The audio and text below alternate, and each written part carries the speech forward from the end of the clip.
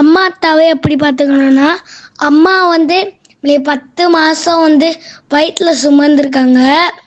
அதுக்கப்புறம் அங்கே அம்மானால திரும்பி திரும்பி படுக்க முடியாது.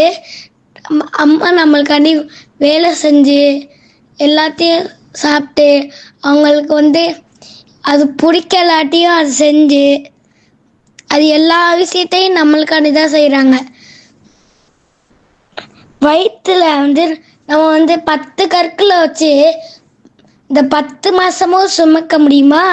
முடியாது தானே. இப்போ நம்ம ரெஸ்ட் ரூம் போகும்போதும் அப்படியே, தூங்கும் போதும் அப்படியே, அதுக்கப்புறம் சமைக்கும் போதும் அப்படியே,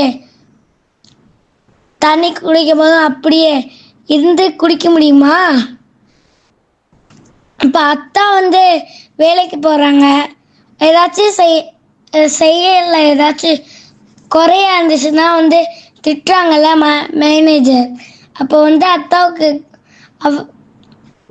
அவஸ்தமாக இருக்கும்ல. அப்போ நம்ம வந்து அத்தாவை நம்ம திட்டுறோம்ல, என்னத்தான் நீங்கள் இப்படி என்ன பண்ணுறீங்க அப்படின்னு திட்டுறோம்ல, அது ஒரு பெரிய பாவம். அதுக்கப்புறம் அத்தா வந்து நம்மளுக்காண்டி வந்து சம்பாதிக்க போயிடுறாங்க. திரும்பி 8 மாதம் 10 மாதம் 20 மாதம் கழித்து வராங்க. நம்மளுக்காண்டி தான் உழைக்கிறாங்க. நம்மளுக்கு பிள்ளைங்க இருக்கிறனால தான் உழைக்கிறாங்க.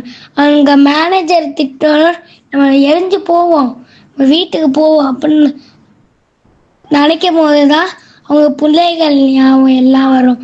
அதுக்காண்டி அவங்க வந்து வேலைக்கு எப்போதுமே அவமானப்பட்டுக்கிட்டு தான் போவாங்க.